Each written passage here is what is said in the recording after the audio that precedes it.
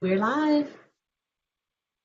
Thank you, Ms. Johnson. It is just 1 minute past 6 o'clock. Dear students at TSU, welcome back to the second lecture in our series with our colleagues at UTMB titled ABCs of Entrepreneurship. I am very delighted to introduce to you Dr. Daniel Jupiter, who is our presenter this evening.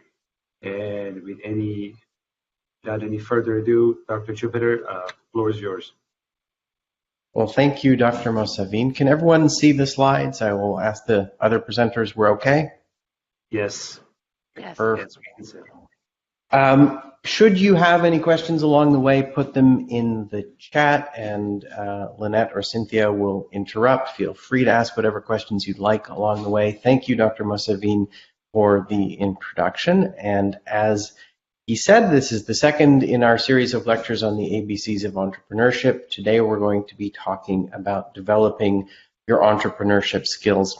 And this is building on what Dr. Motamedi talked about last time we met, the entrepreneurial mindset and how it can benefit you. And it's also a slightly different complementary view of entrepreneurship.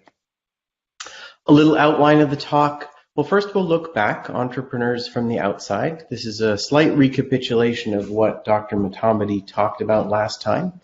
We'll then look ahead a little bit, entrepreneurs out in the world. We'll talk a little bit about one of the upcoming lectures in our series. I'll spend a little bit of time talking about my career trajectory, and I call this personal entrepreneurship. My career journey is a form of entrepreneurship. It's maybe not what we usually view as entrepreneurship, but I think that's useful because that helps us sort of think about all of our careers from an entrepreneurial point of view.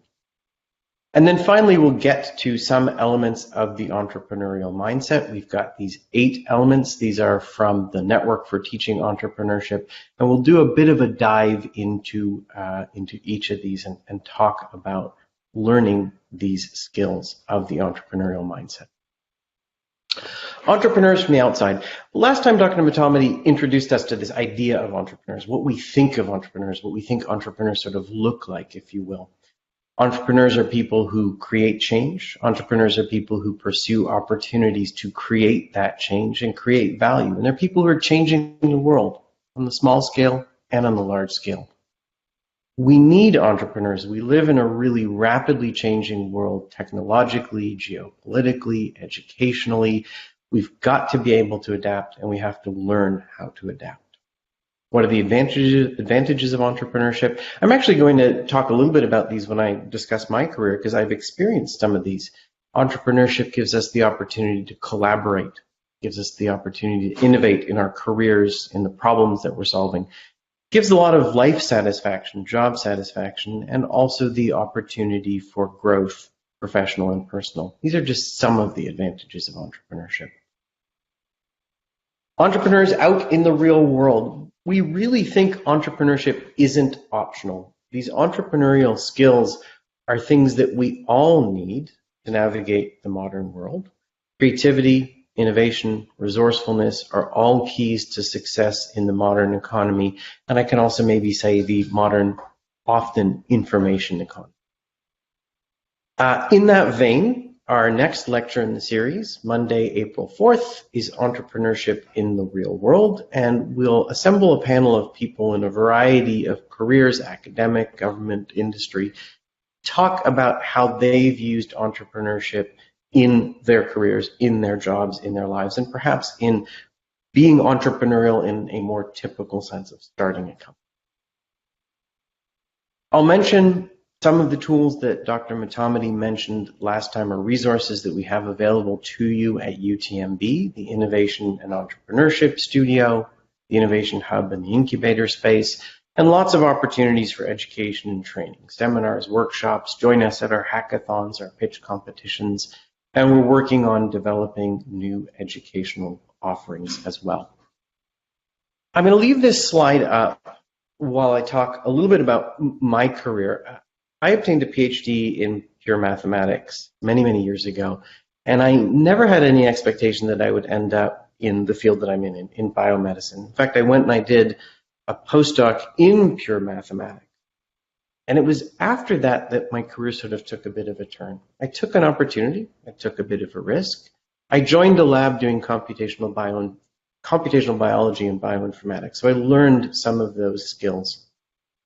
And then I took a further leap. I took a job at Scott and White Hospital in Temple, Texas, in the surgery department, doing biostatistics. So there I learned and taught myself biostatistics.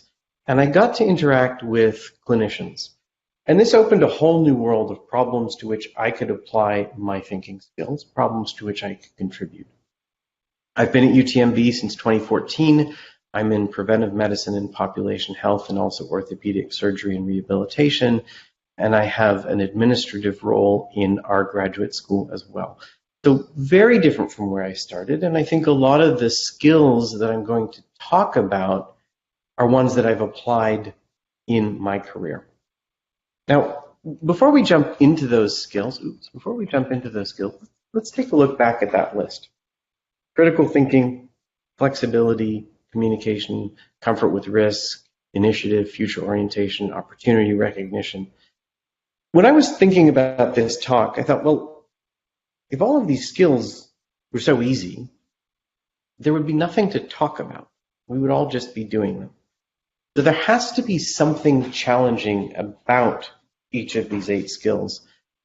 And I sort of realized that for each of them, there's kind of a critical tension, something that makes it difficult for us to do each of them, makes it difficult for us to acquire each of these skills. So what I'm going to do is for each of them, I'm going to talk about what I think that critical tension is. And then I'll kind of illustrate through an analogy, an anecdote, kind of the middle way, the path sort of through that essential tension. Then we'll talk about some applicability of each of these tools. And finally, we'll talk about sort of sub-skills, characteristics, personality traits, behaviors that we can all learn to build up to having each of these skills. So we'll start with critical thinking. The essential tension is something that I encounter when I teach my students, teach statistics, I teach them about critical reading of articles. And the challenge here is I want to see the big picture of the article. I also want to understand the little details. And that zooming in, that zooming out is really, really difficult. It's a challenge for students to do. The way that I sort of explain to them how I do this is what I call the filing cabinet analogy, or you can call it the computer directory structure analogy. You think about the filing cabinet as the whole, and the drawer contains the details. Thinking about a paper, you have an introduction, you have methods, you have results. You look in one drawer. The other drawers are taking care of themselves. They're fine. You don't need to worry about them. You're reading the introduction. Leave the methods alone. Maybe the methods has several parts to it. When you pull out a file and you look in that file, all the other files in that drawer and all the other drawers in the cabinet are fine. Leave them alone. Take things piece by piece. So when you look in one drawer, the others are taking care of themselves. You accordion in and out. So this is sort of a resolution to an essential tension. What are the applications of critical thinking? Well, critical thinking allows us to understand data from a variety of sources. It allows us to analyze data from a variety of sources. It aids in facility with interfield communication. I can think about people's big pictures and not worry about their details, or I can think about the details and not worry about the big picture. And of course, critical thinking is key to problem solving. Some of the mini skills or sub skills of critical thinking, we really have to be able to take and see multiple viewpoints, maybe not our own. Think about problems, view problems from multiple angles. Really important to be able to identify key points of arguments. And in that vein, understanding shapes of arguments and thinking in rubrics. And I'm going to come back to understanding shapes of arguments and thinking in rubrics or frameworks in just a minute when I give you an example of some applications of entrepreneurial thinking, or the entrepreneurial mindset. What I mean here is a lot of times arguments that people make look the same. The essential details change, but people follow the same patterns of argumentation. Every field has steps in the way that things are done. And if you can think of those frameworks, if you can think of the steps, you can interchange the details relatively easily. So think of frameworks. And finally, equipoise. Sometimes you've got to step away from yourself. You've got to step away from your point of view, your opinions, your preconceptions, and just try and understand the facts. Equipoise is very important in being critical and balanced. Flexibility and adaptability. So the essential tension here is systems have rules, and systems have rules for reasons, but exceptions to rules are interesting, and there are lots of exceptions to rules. The kind of middle way, the resolution to the essential tension, a Bruce Lee quote, be like water.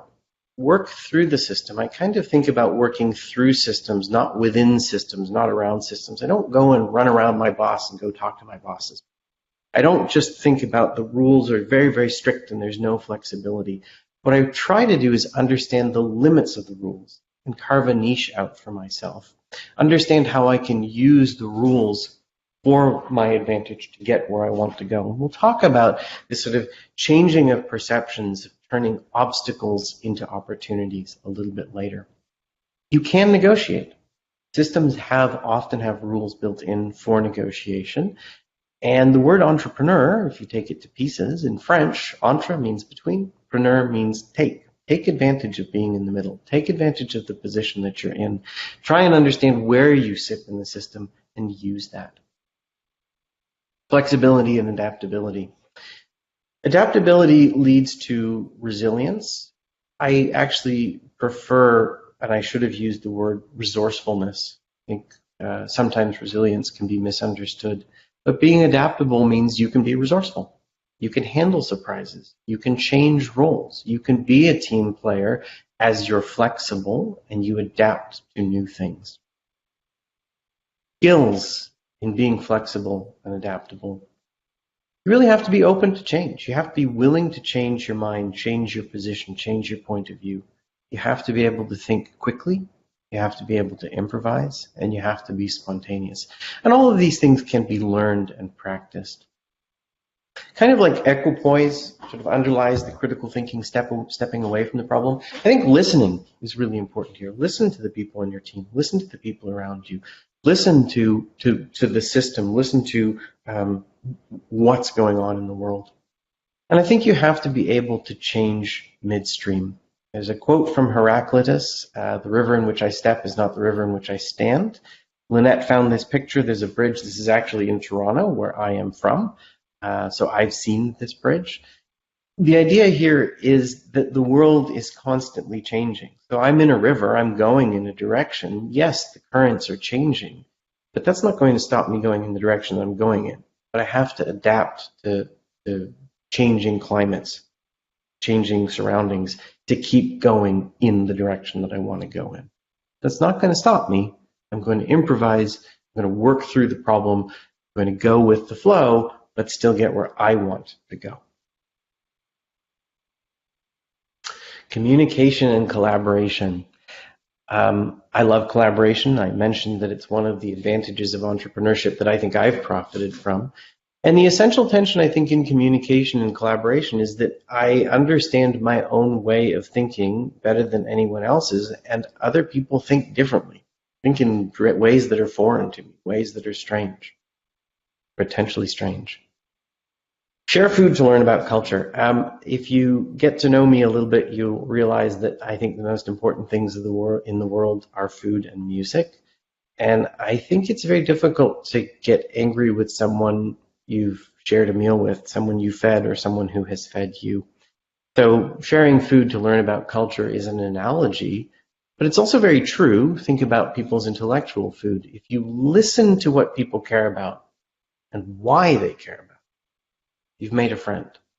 So approach someone doing something different than you, thinking about things differently than you do, and ask them, why are they thinking about things? Why do you care about the thing that you care about? And approach, again, naively and state your own ignorance. People like to talk about themselves and what they care about, and all of a sudden you've shown interest in them, and they're your friend. When you learn how someone else, you've enriched your own way of thinking because you've understood other ways of viewing the world, part of critical thinking. I think that lots of things are connected in unexpected ways. So make some of those connections to reveal some of those unexpected serendipitous interlinks between things. Applications of communication and collaboration. Many hands make quick work. So more minds, more ideas.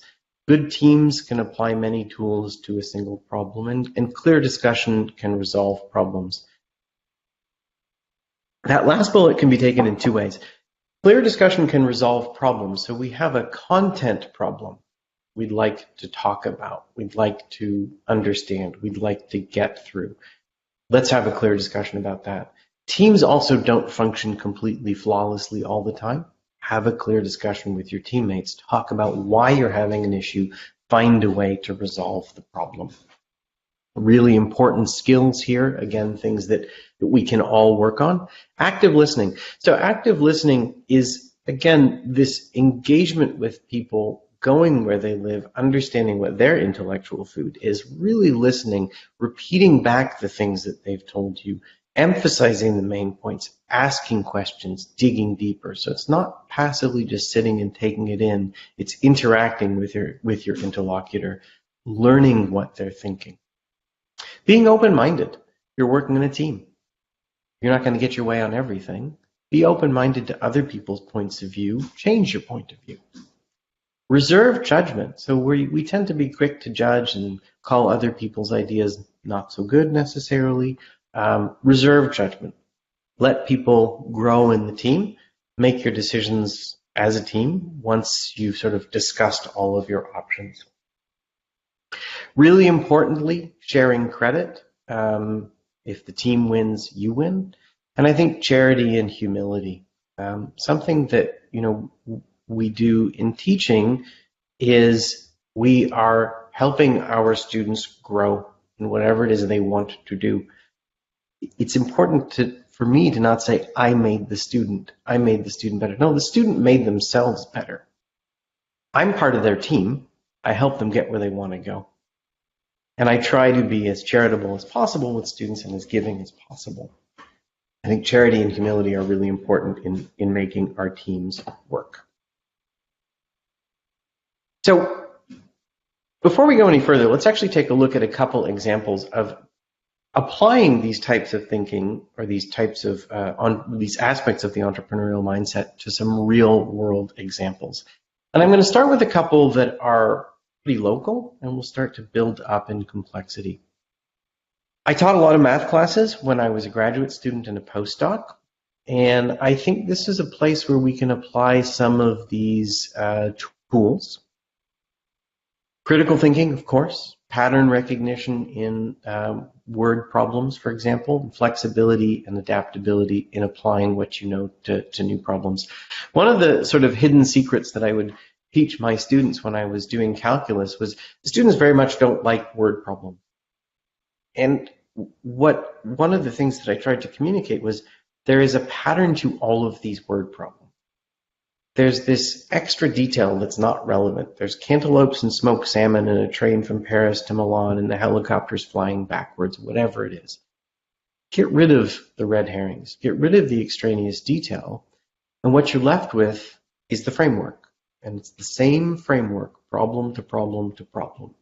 So you use the equipoise to step away, think about the irrelevant things, you remove them, you look at the pattern that's left, you fit it into a pattern that you already know. Developing in learning is applying what you know to new problems in slightly different settings. So parts of the entrepreneurial mindset applied to something as small as a math problem. Applications to undergraduate, graduate school, and job interview. Okay, so this is actually sort of entrepreneurial. It's your career. You're going to be interviewing for something at some point. Well, critical thinking. Think about the big picture. What is your big picture for your career? What are the details of where you want to go next? What's the big picture of the company you're interviewing for? What are they looking for? What are they looking for broadly? Who's the person they're looking for? And what are the particular skills or characteristics they're looking for? You got to be flexible and adaptable in interviews. People are going to throw you curveballs. People are going to ask you questions you don't expect. You've got to be quick thinking. You've got to be able to improvise and be spontaneous. And really importantly, listening.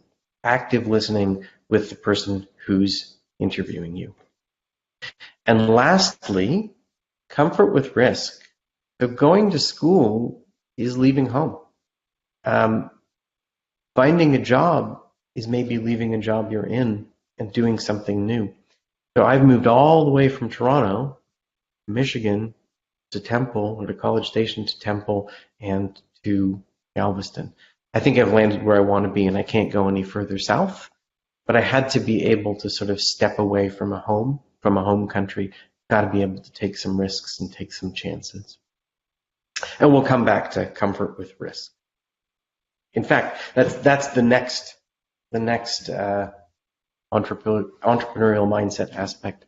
The essential tension. Why is risk tricky? Well, my bed is warm, but breakfast is across the tile floor that's cold as the temperature drops in another room.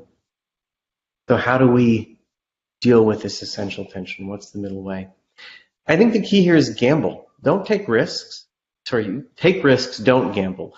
So take risks, but take calculated risks. Apply critical thinking to think about potential pitfalls and think strategically, not tactically. So you're thinking, again, big picture. You're not doing things that are foolish. Again, you're taking calculated risks and you're not gambling. Two words that I like to use here, one of which I just learned last week. The one that I knew is proprioception, a sense of space, a sense of where you are in the world. Really important to think about whether this risk is worth it, whether you can take the risk, where you are if you're in the position to do the thing that you would like to do, and getting a feeling for sort of the system that you're working in and through. And thinking ahead lines.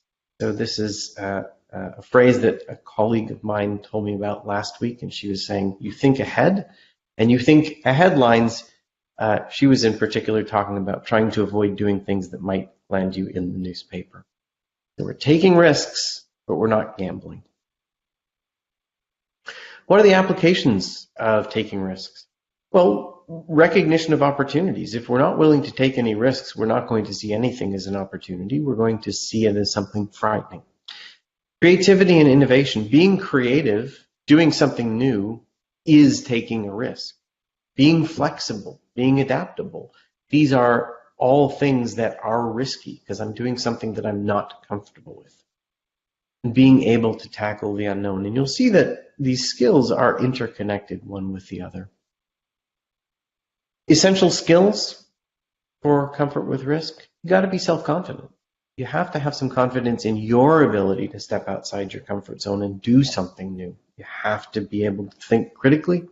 You've got to do some careful planning. You have to think about your goals. Is taking this risk fun but not going to get me where I need to be, or is it an essential part of where I want to go?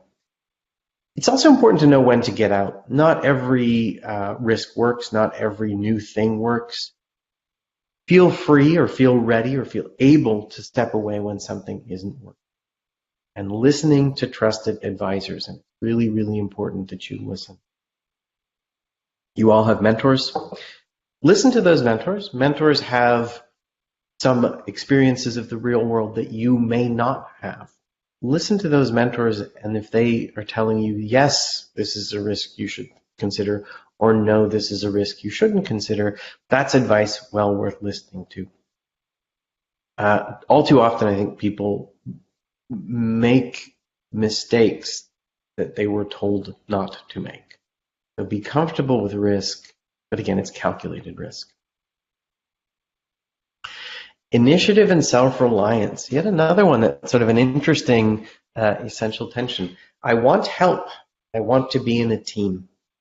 But the person who cares about me most, me. And the person that I trust most is me. And my teammates might let me down. What I thought of here is leadership is earned. It's not a title. When I started in position as a dean, I started being called leadership, and I felt very, very uncomfortable with this. And I said to one of my colleagues, "I'm not a leader. I'm just part of this I'm just this administrator guy." And it took me a long time to realize that actually, I think I'd been leading already. I might have been leading by example, and you can lead from wherever you are in the organization. You are already part of the team. You are already leading the team from wherever you are in the organization. Leading a student organization, being part of a student organization, being the person in class who's raising questions. So I think we are all in teams. We may not realize it yet. It's important here to apply critical thinking to counter potential pitfalls in thinking about taking initiative, doing the new thing. I also think, though, leadership is a real service. You give loyalty to get loyalty. So be loyal to your team will be loyal to you. People don't always agree with the decisions that you're going to make, but if you show that you're trustworthy, they're going to trust you. They know that even if they didn't agree with the last decision, they know who you are. They know they can go to you, and they'll be loyal to you in turn.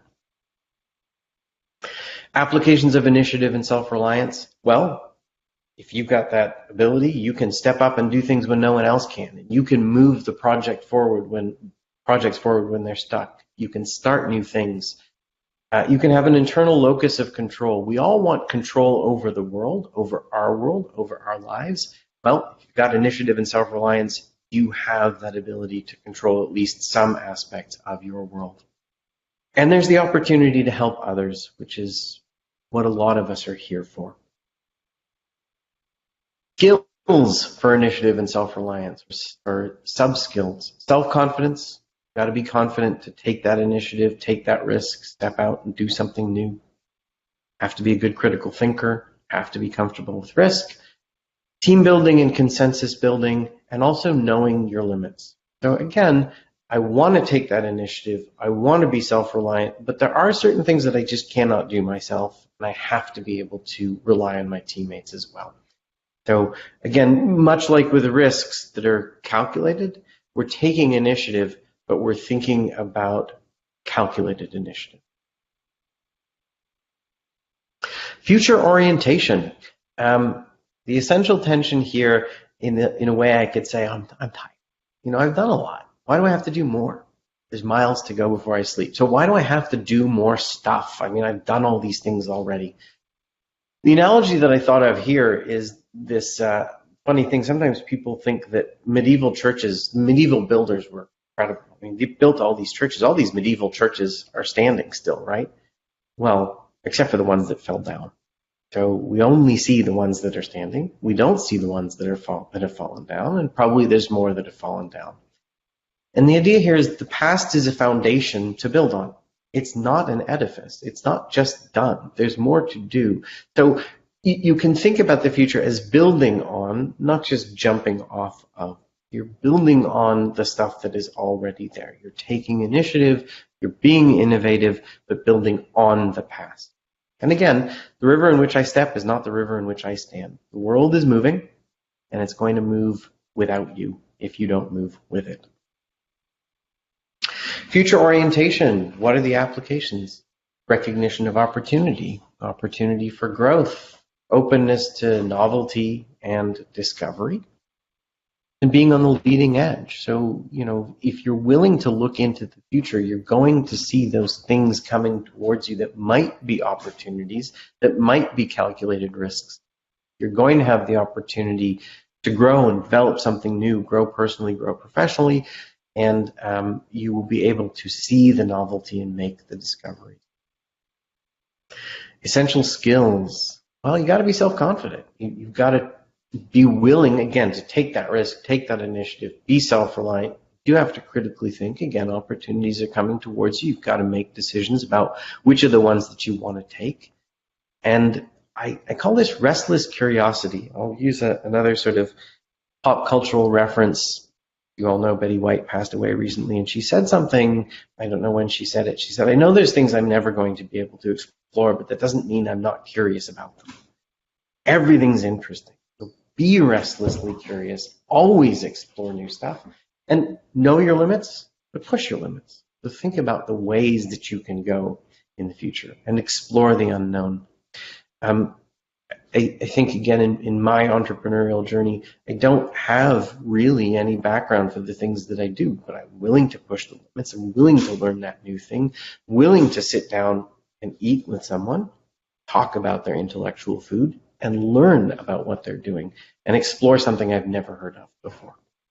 Always thinking about the future. Okay, let's talk about a couple more real-world examples.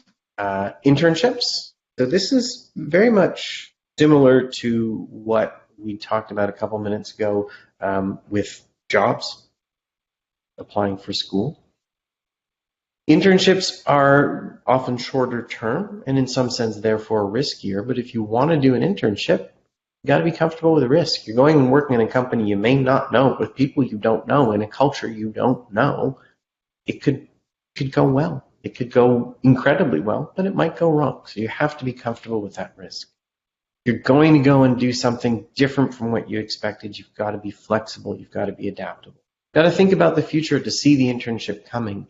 You have to be able to recognize the opportunities as they present themselves.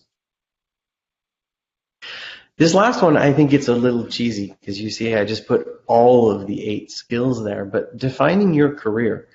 Really, we can all start thinking in this entrepreneurial way now. I sort of regret that I wasn't thinking about this 15 years ago, 20 years ago when I was getting my PhD, thinking about all these things entrepreneurially. Now I do, and I think we all should. Think about where you want to go. What are the opportunities that you'd like to chase down? Where would you like to be in the future? How do you want to be innovative in your career? How are you going to do it yourself with your team? What are the risks you're willing to take? Collaborate with your team and your mentors to get there. Be able and willing to change directions, be adaptable to new jobs, and through it all, critically think. So again, a little bit cheesy to say, well, everything is critical think or is the entrepreneurial mindset. But I think as I look back on my career, again, I've used all of these things, but I hadn't sort of packaged them all together. Okay, 2 more skills. Opportunity recognition. The essential tension in opportunity recognition. I've got plans. I'm going in this direction. But the John Lennon song, life is what happens when you're busy making other plans. And the middle way, the resolution, the Muddy Waters song, you can't lose what you ain't never had. Exploration is often free of negative consequences. We run at the UT system a career exploration network where you get to talk to people, or our UT system students get to talk to people in a variety of careers for free. Get to talk to someone in working in an insurance company, working in academia. It's no commitment to say, I'm interested in what you do. No one's signing a contract. No one's obligated to sign a contract. It's just a free exploration. You get to look at a new part of the world. Exploration is not necessarily a commitment to a course of action. Information is always enriching, and it's always good to have options. So look around, look at what the world's got on offer, and maybe step aside from your plans. Maybe, again, the river in which I step is not the river in which I stand. I'm still going in the right direction. It's just not exactly how I expected I was going to get there. Applications. Well, serendipity happens when you're looking for it. If you're looking for opportunities, you'll see them when they come your way. If you're not looking for opportunities, you're not open-minded to them, you'll probably miss them. I mentioned connections. Solutions come from unexpected places and unexpected people. So recognize those opportunities. This is sort of local to solving problems. And again, there's many paths to where you want to go. There's but one truth, but the scholars have many paths towards it.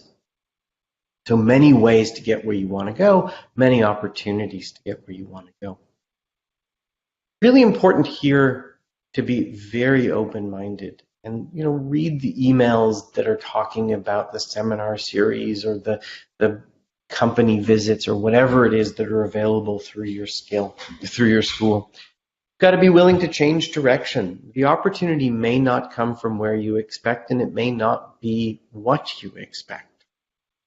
You have to keep your eye on the big picture. So again, that internship may seem like it's a bit of a distraction from finishing the degree, but maybe it's a way to enrich yourself to get to the job that's the thing that you want to get to in the end.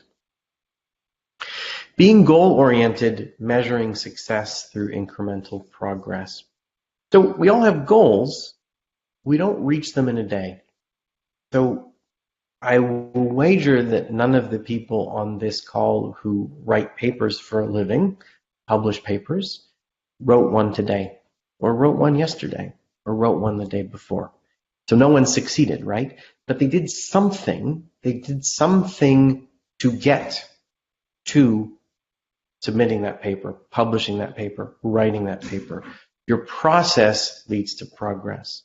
So you've got an end goal in mind, but what you're measuring your success through is the process that you are making towards the end goal on a day-to-day basis. You're not just saying, I haven't gotten the job yet, I haven't gotten the job yet, but you've written a CV, you've written a resume, you've applied for a job. So be goal-oriented, recognizing opportunity along the way. And of course, seeing connections between things. So seeing how an opportunity may be connected to the thing that you would like to do. And finally, creativity and innovation, the thing that we sort of think about most when we think about entrepreneurs. I know what I know, and repetition is easy. Essential tension is it's easy to keep doing what I'm doing, but new ideas open new horizons. So I recently saw something, I can't recall where, a writer talking about how to overcome writer's block, and their solution was write. Sit down and do something. Just write anything. I don't know the name of my character. Sit down at your computer and write. I think often it's hard to force ideas, but just come up with something. Say something. Be fearless in your thinking. If you've got a good team, every idea is a good idea to share. Not every idea is a good idea, but every idea is a good idea to share. I'm sorry, it's another music analogy. John Lennon and Paul McCartney felt very comfortable with each other, so they could throw out ideas, and it was okay for the other to say, that's not a good idea. They weren't embarrassed. They would just go on to the next idea. Share your ideas. Be fearless. Try new things. Applications of creativity and innovation. Well, building new things or expanding on the old things. Finding new ways to do old things. Finding new or old ways to do new things. And of course, inventing things. What are some of the skills involved? One of the things that I've sort of learned, being a mathematician in biology, is that I kind of like to define myself not so much by the tools that I know, but the problems I want to solve. So I'm trying to solve a problem in my team. I don't have to solve it with this tool or that tool or the other tool. I have to solve it with the right tool. So I'm always thinking about whatever it is I need to solve the problem that I'm facing, not the fact that I'm a mathematician and it has to be a mathematical. Which means we're reaching across the aisle. We're relying on other people's expertise. We're relying on our team. We dream. You can solve any problem. So of course there's certain things we can't solve. I can't lift a mountain. But within sort of the realm of the possible, you can solve any problem. Dream that you can solve any problem, and you're going to be able to. If you say, walking into a problem, I can't, you won't be able to. Grab the vague by the tail. So shine light into the shadow, and eventually the solution will appear. So I often have sort of vague ideas, and I just kind of chase them down until I can sort of make them something a little bit more concrete. So don't be afraid to chase that crazy idea, because maybe it will turn into something. I'm going to end with a couple little things that I think about a lot that kind of guide me in the way that I think about how I approach my job. So dealing with challenges, balancing ambition, confidence, and humility, and finding places to be creative. So dealing with challenges, this is a quote from Marcus Aurelius, who was a Roman emperor and not a Stoic philosopher, but a student of Stoicism. This is very challenging, but the comment is the impediment to action advances action. What stands in the way becomes the way. So this is a sort of not throwing your hands up when faced with a challenge. It's trying to find a different way to look at the challenge so that the challenge can advance you. I'm currently thinking about some courses, want to make some changes. It's very difficult to do. And I realized if I just sort of change the way that I look at things, nothing has to change. So the change becomes just a very natural thing. Change to the courses that I want to make becomes a very natural thing. So this is very difficult to do, but we are constantly trying to sort of look at the situation, understand, if you like, why is the person who's being difficult? Sit down, listen to them, find out what's their question behind the question, what the real problem is, find the common ground, and all of a sudden their obstacle becomes the way to the solution. Balancing ambition, confidence, and humility. So this is a quote that I actually heard because I was listening to the book on tape. It's a book about tea in Japan. You have to see the littleness of great things in yourself to see the greatness of little things in others. The idea for me is I think I've done some things that are kind of good. They come from nothing. They come from just that small little germ of thought, that vague idea that was nothing, that silly idea that I shared with someone that I grew into something big. So this great thing that I did came from something really small. Well, if it came from something small, look at the something small in other people because there may be some greatness there too. Talked about humility and charity a little bit before. And finding places to be creative. One of the things that we teach in statistics is that variation is where the story lies. So we always are trying in statistics to understand differences between groups and what causes that difference. So where the difference is coming from. Whatever we do, there's still some variation remaining. That residual variation, the residuals in your linear regression, the differences that remain, the unexplained variance in your ANOVA and your t-test, that's where the remainder of the story lies. So if you're seeing a problem where there's a difference between things and difference remains still after your solution, that's the next place to go. So with about 15 minutes or so left, I will stop and I'll start sharing screen. And back to Dr. Sabine. Thank you, Dr. Jupiter. That was absolutely fantastic, fascinating lecture. Really, really enjoyed it. I'm sure our students enjoyed it as well. A couple of things I want to comment on that you brought up. One is on one of your slides where you talked about skills and how you have to push yourself. I thought of the book titled Grit by famous psychologist Angela Duckworth. I don't know if you've had a chance to read that book, but that book is actually a research-based book about effort. So she's truly gone out there and done academic scientific research. Again, the book is called Grit. And in that book, she talks about how a lot of times, especially as students, we see successful folks and we just think that, oh, he or she is just talented. And that's not it. When you see those famous basketball players like LeBron James or others, actually the majority of that success has to do with effort, not so much the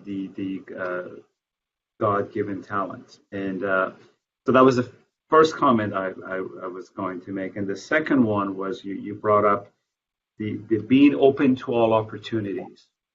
And what I always experience, especially with our pharmacy students, is that this sort of a mindset that, oh, I know I'm never going to work in a hospital. I'm only going to work in communities, so I'm not going to pay too much attention to the hospital rotation, or vice versa.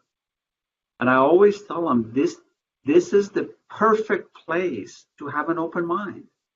You're going to go through 6 mandatory rotations, which is what we have to do by accrediting agency, and one is community, one is hospital, one is medicine. Be completely open to those opportunities, because you never know. You wake up and say, oh my God, I really want to be a clinical oncology specialist. That is just so exciting. Those 6 weeks were so amazing.